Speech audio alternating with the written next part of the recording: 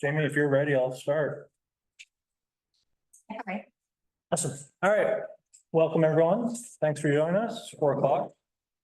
We are going to begin our meeting this morning. What's up on business is to look at the minutes from last month's meeting. This is what we entertain any changes to the minutes or a motion to approve the minutes as presented. Move we approve it. I have one question. Yes. On the last, I printed mine at home, but I'm assuming it'll print the same.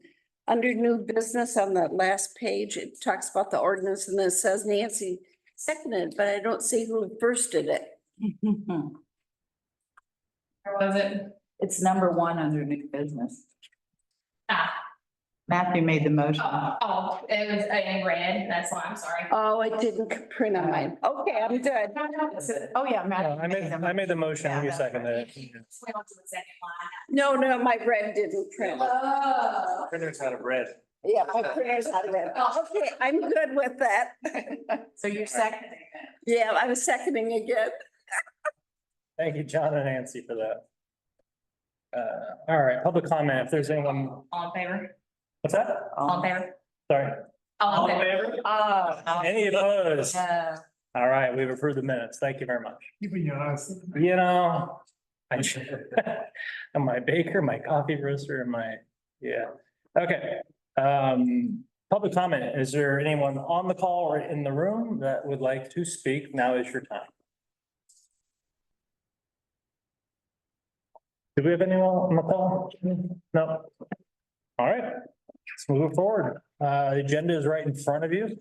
Guys, take a look at it. It's pretty straightforward today. We'll make entertain any adjustments to the agenda or make a motion to approve it as presented. Actually, it's kind of interesting. You have that as the 4th item, but we've already been through 3 items, which are standard, I realize, but it almost seems like.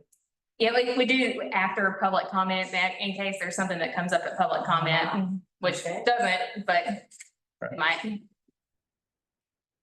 Okay. Thank you. All right, thank you. We get that. All in favor? Any opposed? Thank you very much. Agenda is approved. All right, let's get some reports. So I wanted to start off, Terry and Dakota are both out sick today, but I really wanted to talk on a few event items. So I'm gonna take on some of that. Before that, the non-compliant signage, just to keep that on the agenda for Main Street. Kathy and I were gonna follow back up after the Apple Festival for the ones on Main Street that are just kind of the signs that are scattered around.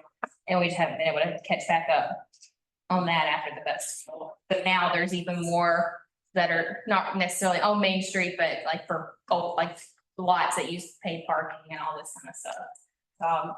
Just wanted to put that on the agenda so we don't lose that. Or on the report.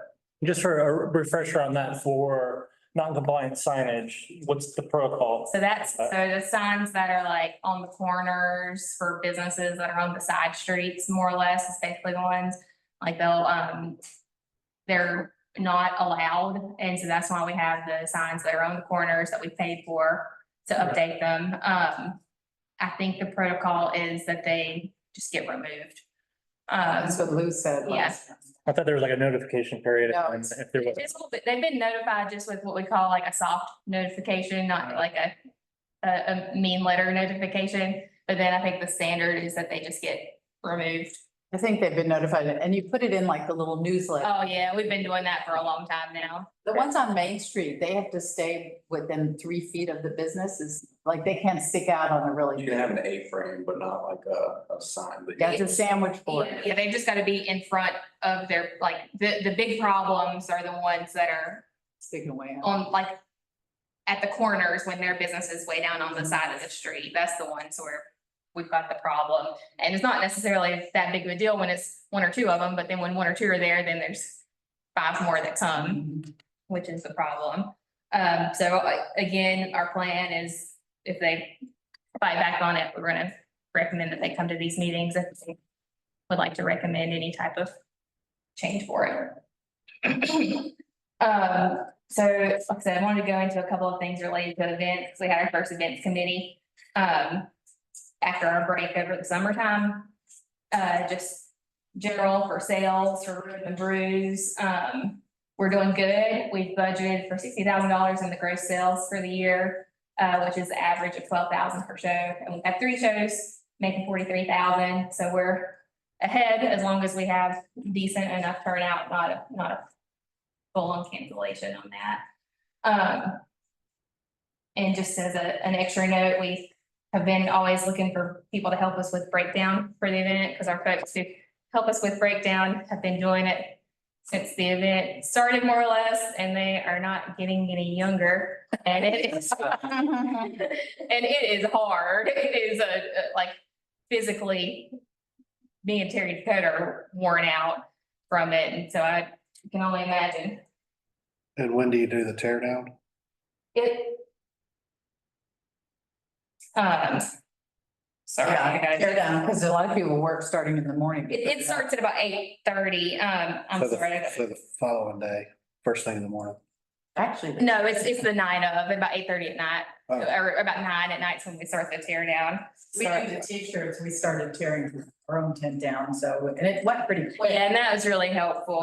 I can see if, what other tents need help? Well, so, sorry, Lindsay's trying to get on the meeting, but I think she's got the wrong link. I'm just trying to send this real quick. I can't do 2 things at once. Because I think, I'm assuming that anybody that has their own tent tears down their own You can tent. tear their own down, but, There's a lot of cleanup with the tables. yeah, the tables are really heavy, but what, Lots of stuff. The VIP section. Exactly right. yeah, but what we've got now is we met up with the folks at Strong Hand Fitness, there where Badcock Furniture used to be, and asked if they wanted to, they wanted their own, yeah, get their workout in, or if they wanted to set up a promotional tent in-kind sponsor. We'll take anything to have like 3 guys who can come move our stuff around. You know, it might be good, Jamie, to identify exactly all the things that need to come down and then maybe different groups. Yeah, Volunteer, yeah. just one. Yeah. You said you got the guys from the. yeah, and so that really worked out well. So I just, with them coming, and so I Are they think, gonna do it again? yeah, they're gonna hopefully do it, hopefully for forever, because it was great. So do you think you're covered with Yeah. volunteers? Yeah, for breakdown, I think we are now, as long as this works out with them, but just wanted to do a shout out with them on that. Yeah, sorry, I got a little distracted up. She had the wrong link for the meeting.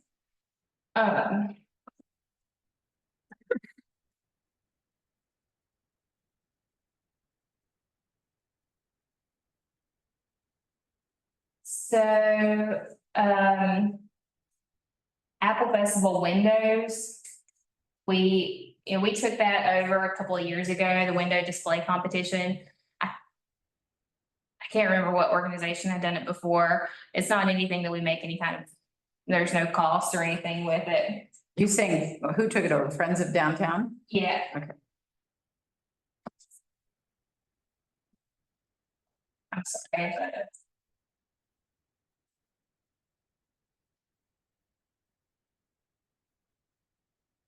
Looking for this. So people- button. What's? Okay. In my waiting room. Oh, here it is. Sorry, there's. Oh, there you go.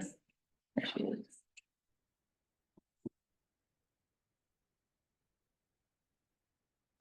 Hi, friends. Hello, sorry about that. I don't know what. Okay. Okay. We're on events right now, Lindsay. Okey doke. Okay, so, okay, now I can pay attention a little bit more. So the Apple Festival windows, we took it over, I think 2 years ago, and it had kind of died off. The first year, I think we had 9 participants this past year. Last year, I think we had 10, and then now we had 19 this year, and they really did good on that. And that's not just downtown, it's participants from citywide. We just have it open for that just because that's what it was historically. So we've got, I think a lot of them still have their windows up, and we're doing some promotion related to that. It was in the Lightning. Who won it? Rudy's. Yeah, Rudy's was first place. I believe they might have been first place last year too. Yeah, we had, the Yeah. banks got special recognition, the 2 banks. It was phenomenal because their whole staff was involved in doing them, and they were so excited to tell us all about it, but they took over the whole And they were big Yeah. rooms that they had when you first go in, the old fashioned banks, two of them. And then Ace Hardware had a whole spread across the front of their building. So that was nice. And then we had, the other businesses. Well, that sounds like it was fun to judge. Was it just like two of you wandering around or? The police chief, Bessie, myself, Terry and Dakota. Yeah, Terry and Dakota didn't judge, they just helped facilitate with it. Yeah, so that worked out well, and we've also found out that I guess the TDA hasn't done their holiday windows contest in several years.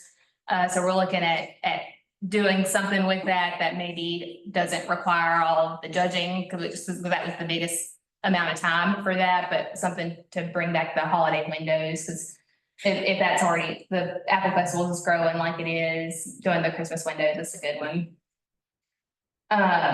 Yeah, and I forgot Nancy that you had judged, so thank you for that. Bear auction, so this is the one that I really wanted to bring up with y'all, just for some awareness. So at the events committee, we talked about it too. So this is particularly about the sponsorship of the Bears. So in the past, up until a couple of years ago, the sponsorship, it was opened up and then we'd have sponsors trickle in. It was not like we're full, turning people away kind of thing. But that's changed just with more and more interest in people, businesses and nonprofits wanting to get in with a bear. And so last year, I believe it was, or 2 years ago, we changed it to be we were getting too much interest, not too much, but more interest than the quantity of bears we have, which was 20. And so we did it as a first come, first serve. And so the first person who signed up, filled out the form and paid their sponsorship automatically was in, which was okay until last year. It was, everyone did it in like the first 5 minutes. And so then everyone's rushing to do it. And so then they don't necessarily have their full application. And the other thing is, by doing that, we don't have a good way of denying someone should they either be someone who's caused problems with the whole process in the past, or maybe there's issues with the nonprofit or the type of business that's sponsoring, or there's just no way of us telling someone no. So we've been trying to think of how we can address that in a fair way. And so what we're looking to do, and I hope I'm telling it all right, because it's Terry working on this, is we're gonna set it up with during for a week period, and we'll notify everyone before, of an application period where we can accept all of them that enter. They have to have the sponsorship, the nonprofit that they'd like to work with, and they need to have permission from the nonprofit.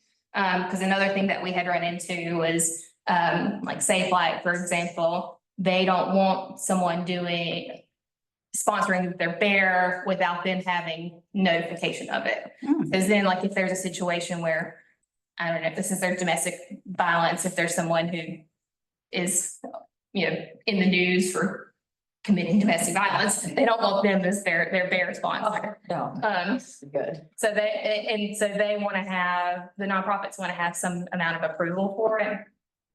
And so we're going to do this application period for like a week period, and then have that time as just the way to make sure all the applications are approved. If there's anyone who has violated any of our rules that we've had in the past, like logos on their bear or adding things to their bear that's not in the guidelines that we had, that would be our way of removing them. And then if there are more than 20 who've submitted applications, doing like a drawing process for it. So that way it's just fair and even for them. It's ideally, hopefully we don't have more than 20, we don't have to worry about it, but we just want to make sure that it's a fair way of doing it. Have you only had one problem situation? Although I'm surprised anyone would sponsor a bear without talking to the nonprofit. Is that the only one you know of? No, we've had several times, whenever we updated the process before, we did add that only only one nonprofit can be the beneficiary of a bear per year. Cause that would, like Safe Flight would sometimes have a couple of businesses that said that they want their bear to go to Safe Flight. So then they'd have like 2 bears in a year, which isn't fair for all the other ones who are applying. So that getting the permission from the nonprofit would use that, and they're not the only ones. There's just some of the organizations that everyone wants to benefit. And then the other issue we've had has been just with, like 2 years in a row, we had one that were pretty insistent on like logos on their bear. And after telling them for 2 years in a row that no, and having this ongoing back and forth conversation with them about it, we just don't feel like that's worth catering to someone who continues to not want to follow the guidelines for it. Do we care if somebody used the Hendersonville logo on the bear? It's more like business logos, Business, yeah. So what would be the cap expectation for number of entries or applications made? So we cap it at 20 bears that we do a year. Mhm. But I don't, How many applications have you gotten most? so we don't open now. And so before it was, once we were at 20, we stopped. If you open it up and have that resting period Mhm. for review, then I would suggest a 3-member jury Mhm. simply goes through them and picks the top, the best 20. And So they won't have the designs. That's They all right. won't have the design at that point. That happens. yeah, you don't need a jury. Uh-huh. What it sounds like you're trying to do is weed out, those that, have not met Mhm. requirements in the past, or maybe are not in a position to quite equal with the other 20, right? You don't need a design. As you're talking about the I'm organization. talking about applications, Mhm. right? And just say, okay, here's the 20, right? Now, if you're gonna, have another jury look at designs, intent, no, okay, well, then you're done. It's not the design that's the problem, it's sponsors who are difficult. More or less, yes, yeah, Yeah, yeah. Because it's not their advertising. I mean, just have a 3-member, That sounds like. jury. it's really a staff decision, right? Yeah. That's what it is. I mean, it should be staff decision. But Seems to me. that's what we definitely want to make everyone aware, because we don't want it to have any type of unfair appearance of anything. That's why we figured doing it as if we have more than 20 that have met the standards of the application, then it's just like a random. Yeah, and is it still $1,500 entry? Oh, only the ones who. So sponsor Once you're the free. physical bear, yeah. So, Is it that? for that, I think the applications deserve a jury. And just they get one fell swoop, boom, here we are. I feel like that's gonna put a lot more pressure on the jury than just doing it as a random, because between 3 people, I wouldn't want to be on the jury of deciding which nonprofit should get it and not. Well, aren't they I don't- just checking off the requirements, a checklist, here's the requirements, and they fit them all, and then, And he would, Here's the other question, I guess maybe I didn't hear it right. The failure to follow the rules, right? Was that instigated by the nonprofit or the sponsor? It depends. So sometimes the nonprofit is the sponsor. So sometimes the nonprofit sponsors their own bear. And so it really, I guess, would just be the failure of the primary applicant. wouldn't the simple, it's already done. There's a plaque on the bear that says who sponsored it, and if it's a business, it says the business name. You're trying to avoid people putting Drinking a Coke. best tacos in town on the physical bear. Adam. Yeah, and we typically will work with the artist, Terry, to kind of coach them through that. So and that's how you answered the concern for sponsor. You are on the plaque, but you've had Yeah. people that are being difficult or the nonprofit that's being difficult. Yeah, it kind of varies on the difficult person. So it would really be based off of if the applicant is one that has consistently pushed against the rules. Proving themselves. You know that and So- it should be eliminated from the Yeah, that's, head of applicants. yeah. Head of applicants. Correct me if I'm wrong, but it sounds like city staff has got this well under control. You're just letting us know of adjustments to the application process. And if there's. We're looking for input. If everyone's kind of comfortable with that, and if not, I would be a little worried on doing a selection process that's not kind of a random thing, cause I mean, on this one, since it's been under your purview for, the recent years, I would say, that I would personally want to accept your recommendations since it's under your umbrella, As And far you all as, enforcement, because that's kind of what you're talking about here, isn't it? I want it to be for awareness, and any feedback, because if there's, 30 people who entered and submitted with qualified applications, there's gonna be 10 of them Oh. who are gonna be Disappointed. disappointed. But, Same conversation. yeah, pretty much. Does that mean maybe the bearer system, like, I guess you keep it on Main Street because it's easy to monitor it, then halfway on the sidewalks? I mean, is there room for more bears? None? No, I don't think we want to expand it, or I think cause 20 is a kind of a good number for it. It's worked well, but It's growing, it's worked so well, so. Yeah. Visitor center. Maybe it needs to be adjusted in numbers. I mean, you're already doing a version of this with farmer's market applications, because there's a deadline. And Yeah, you file an application and then it's looked at and reviewed by individuals, and they get back to you whether you're in the market or not in the market, yeah, Well, but that's limited because that's on. Well, it's one also, street. it's also not having 3 popcorn people, Oh, no, That kind of thing, yeah. But this is already gonna be only one bear per a nonprofit, that's. yeah, we've already done that. Because then if it's a sponsor who wants, they're better go to a nonprofit, and the nonprofit already has one, we just say, can you choose another nonprofit? I mean, you could put them around the old courthouse, extra bears around there if you needed. And we're not looking to add more in this conversation. And you have to remember the college donates money to Codem, and they probably wouldn't go up in that donate. It's a lot of money. You could put on the application process, here's our selection criteria. And then you just have a letter, a disappointment letter ready for if somebody ever asks, like, hey, what you've done on my bear? Yep. And then you just send them a letter and say it didn't meet this criteria. Right. And part of your criteria could be first come, first serve. If you meet all these questions, then we go to whoever did it first.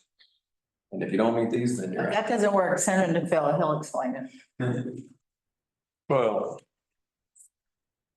it's the same thing, whether the committee, the group, right? That's the jury. Yeah. All right, I don't care who it is, Mhm. doesn't have to be some formal judge, Yeah, but yeah, you come out with this. We're gonna make sure your application's right, and then we're gonna go for diversity, so you don't do the same thing. You do a consistency, either way, you just choose and say this is, gets advantage and here's one. It's part of the cover letter. yeah. Well, it just- Will you take applications until you reach your 20, or do you take extra applications in the event that one of those 20 drop out or don't meet the criteria, and then you cut it off at the end of that week period? Is that what you're saying? So That's what we're looking to do, is just have a week period where they can apply, so that, because if we did it just solely first come, first serve, then Why don't you limit, they rush too much to do them, and that's just not helpful. why don't you limit it to like 3 days instead of a whole week? Because the person that's last to get in, because they're, The feedback we got, and I don't know if it was on the events committee or for somewhere else, but it was, It takes time to to. get the permission from the nonprofit, because we want to have that the nonprofit executive director or whomever has provided that permission, because that was the big hanging point on it. It doesn't need to be compressed. I mean, this is the same process we use on Art and Bloom for the artists, right? You get 150 applications, and jury it down to 20. Yeah, Boom. And all the specs and requirements are laid out. If you don't meet them. Yeah. That. yeah. We also had a little bit of a conversation about nonprofits, how we define that. The one Yeah. C3 or just any kind of a nonprofit. Yeah, that's true. And, you know, based off of recent nonprofit problems in the community, They can't be benefiting. we should have some language of vetting for the type of organization or their experience, which I to figure, I might take the lead from what the cities or the county's doing on their special appropriations on that, because fortunately, that nonprofit did not have a bear. And so we did not have that problem for this year, but I think they have had one in the past. So that's something that, We don't have any idea about how many sponsors have been 501c3, so do we? I think most of them have been. There might have been a couple of them that weren't official 501c3s in the past, but I can't put a number on that. If there were any. Okay.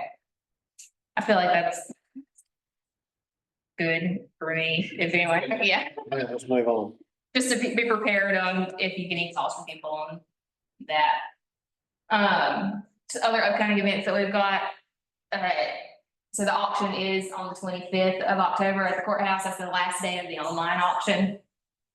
And then, Treat Street Carnival is on Halloween, 31st. That's always a big event. Will you do it with the county? Is that what it is? For Treat Street. I'm sorry. For Treat Street. Because at the north end of town, it's like everybody who finds their way stops right there and waits in the first line they find. And no one's on the south end of town where there's a whole bunch of candy. Yep, so pretty much all we do is costume contests at the courthouse. Oh. The county Parks and Rec has kind of taken that on, in the last five or so years. Understand that, yes. And it's packed all up and down the street as people. But right at the beginning, we happened to walk from south to north and everybody was right at Fifth and Main Street was packed. You couldn't even walk there. Yeah. Nobody was down the other one. It's packed. I will say, on that note, in the past, up until last year, Ingalls had provided some candy for some of our downtown merchants.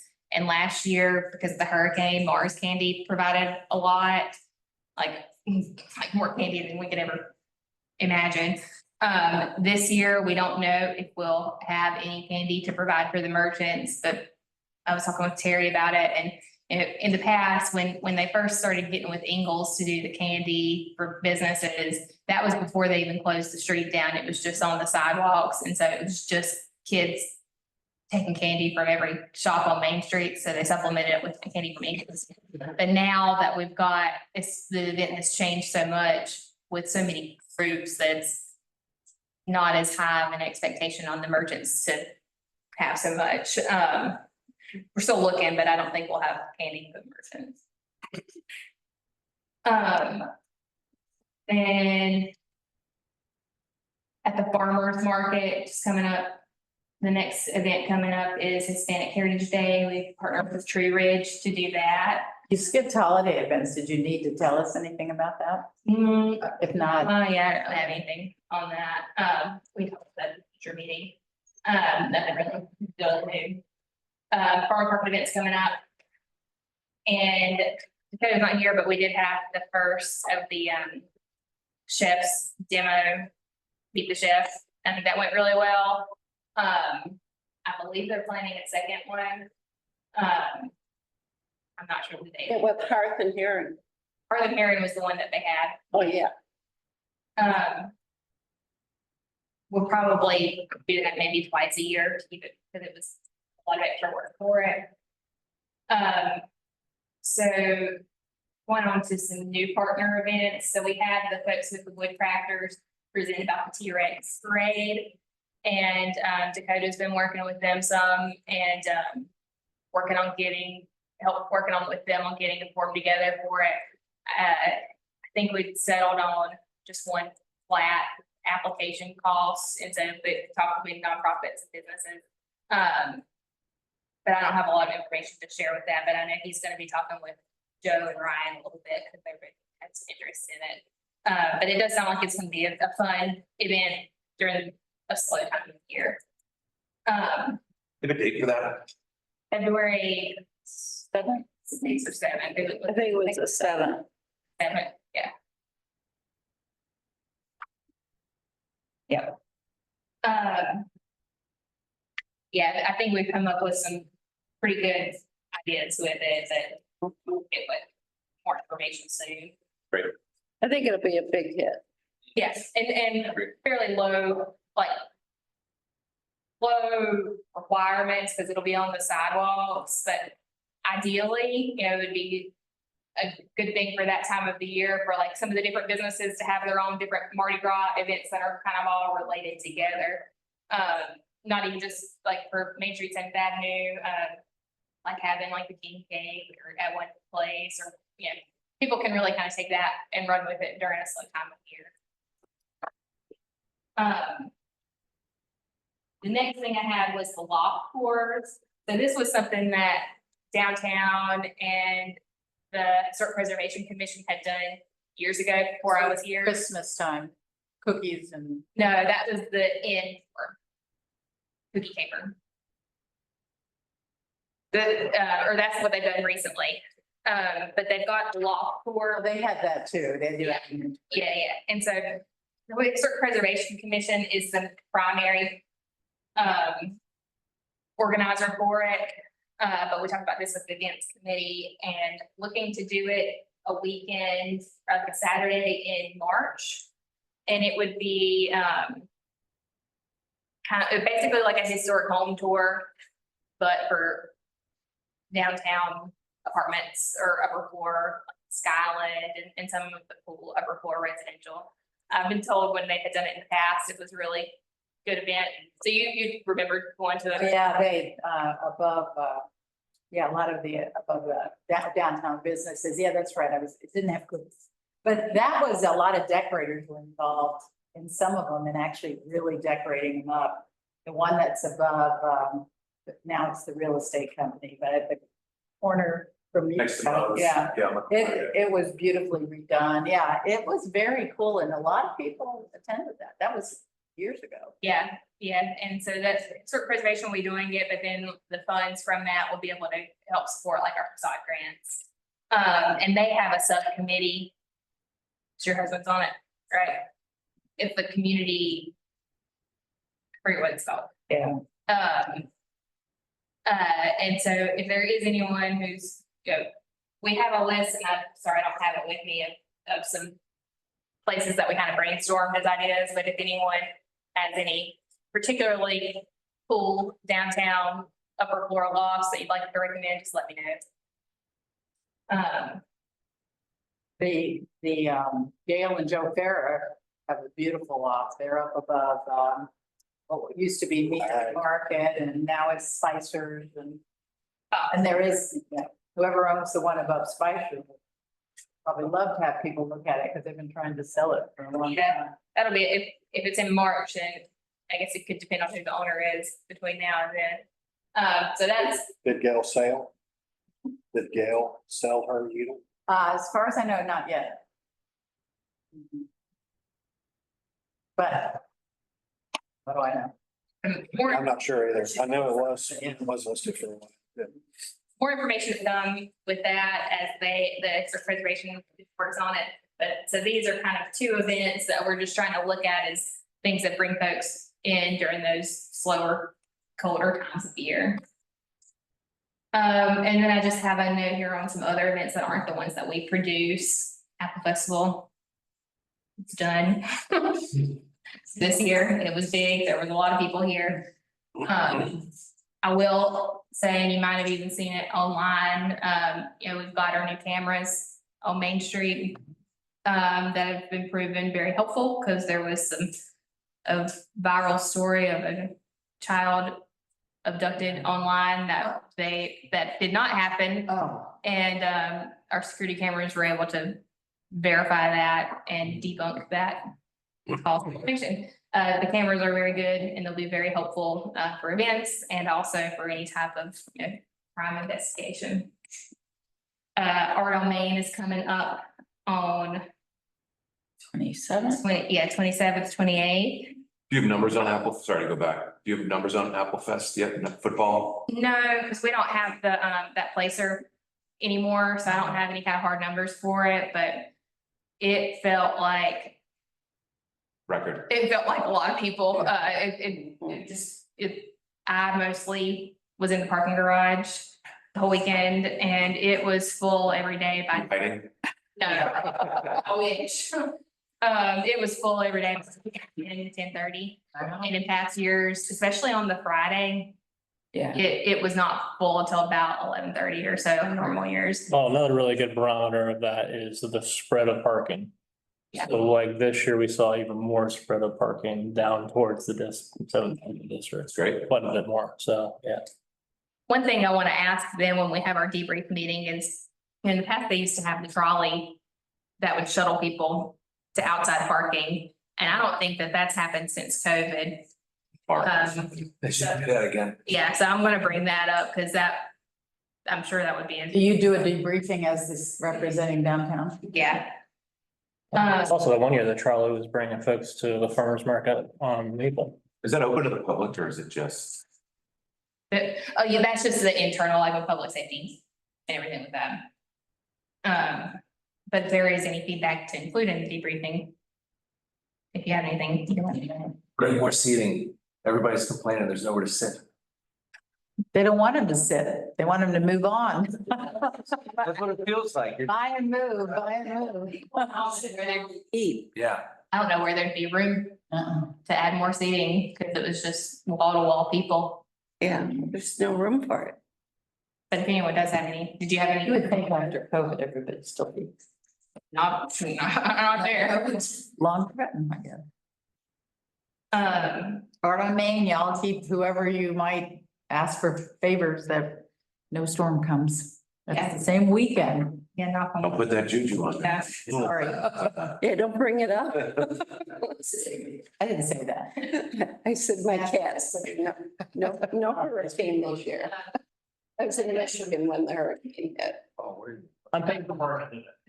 Oh, so the turkey trot, this is just something to note for here, it had been a city event for 9-10 years. And it was done by our HR department and that particular employee had retired. And we did not want to take on the turkey trot on Thanksgiving Day, since we're doing free lighting the day after. But the Hope Coalition had previously done the Jingle Jog race, which is the same route. And so they'll be taking over the turkey. Who is that? The Hope Coalition. That's great. Since they already knew the route, that was a pretty easy transition. And then other events, it's also the Christmas parade. In December. I've got this about towing. It was at the city council meeting in July. And they listened to the feedback from that. Okay. So that's the events for the big part of what I wanted to talk about today. Then as far as community character goes, Matthew is not going to be able to be a part of that committee. Matthew's our chair. Did you have anything, or co-chair? I thought it was pretty good that you asked that we prioritize what we need to work on now versus what we can put off for a later date. And that's although the sidewalk dining's gone back to the city, we're doing a test pilot with one bench. And then we still have a public art policy to work on. And so we're just gonna focus on the public art policy. So then that way, if new things get added, like how the city departments had asked about the bike parking, that's on there, but we gotta finish the things that we're working on first before we start getting distracted on new stuff. And economic vitality didn't meet this past month or last week. But I do have just some of the general updates. on related to that. Sherman's is closing, huh? Yeah, Sherman's hiring. Really? Yeah, do stop it and they got good deals. They're retiring, they own the building. So they're gonna continue to own the building, so it'll be available for rent. We'd love for that to be a good tenant. That's an important space right at the corner there. Mhm. I am working with UNC Greensboro on property further east on Seventh Avenue. It's where the groomers is on the far end of the building. Mhm. And there's a real estate office going in on the opposite end of it. And so the real estate office had asked about facade grants. And so Ask after about looking what? at the facade grants, Oh, and so then that has a big awning across the top of it. And so I was like, well, that'd be a great UNC Greensboro design project. So they've got that. That they're hoping or getting us some design rendering support from UNC Greensboro students. So hopefully we'll get that turned. So that'll be another example of multiple, there's, I believe, 4 separate storefronts in the Yeah. building. So, and the awning goes across all the Yeah. entire building. so is it one owner of the entire building? One owner of the building and it's all full with tenants. Which building is this? It's, so there's the groomer at the far end of it. That's probably the most noticeable thing. Towards Low. It stops at the street from the missions facility down there, Yeah, across the street from, the other, from the outreach center. Okay, got it. Where Daddy D's used to be. no, further down across the train tracks. It's like a one store, aren't they? Yes, one story. So yeah, it was the real estate office who had come to ask me about the facade grants. And then I was like, well, I don't want to do it for just one corner of that building. I want to take that awning off, hopefully, and make it look like more individual storefronts. And we'd be more interested in looking at that than just looking at one corner part of it. So UNC Greensboro has that. Have you been in contact with the Yeah. property owner? Yeah. Yeah, Be open to suggestions or thinking? the property owner is probably not gonna be open to Paying. putting their own money into it. But there's also there's a store going in next to it that's gonna be like a plant store, and so they'll have a storefront. So they, I believe, would be interested in a more active storefront. The unit next to it is very cool, actually. They make photo booths. I had no idea. They For events and weddings? no, like old school photo booths. So it's just a one person operation. And so they don't necessarily gonna be folks who are interested in like they're not gonna care. They just want Go to shop. build their thing. But anyway, that can activate that further into the street. So that's exciting. Since you're talking about updates and stuff, is there any way once in a while we can find out what's going on with Cedar Fairmont? I'm just a yes or no I'm not trying to open up but people ask all the time. Yeah, I mean, I don't know. Would anyone give us an update? One of I the can ask. shipments? Yeah, I can ask. Hey, Jamie. So the update that I was given was that they're supposed to be closing on financing in the next month and a half. So we should see a little bit of construction going on before the end of the year, but a majority of the construction won't be until the new year. Wow, That was the last update I got. thank you. Mm-hmm. And then, so Stephanie did present about the vacant building inventory and ordinance to city council. I'm not sure what our next steps are. We are meeting internally on that. Like she'd mentioned before, we already have an extra code enforcement officer now, so some of that commercial maintenance should at least be able to get rolling a little bit more. Got a few other updates that you can just see in there. Like I said before, big news about Sherman leaving. Also, this is just, for me walking down the street, that the building where OP Taylor's is for sale. And that same owner also owns 414 and 412 where Kingdom Harvest and Splurge is. And those will also be listed for sale. Just at the time when I saw them putting up the sign and talked to them, they had, this one was listed on MLS, I believe. And, I'm not sure if these other two are,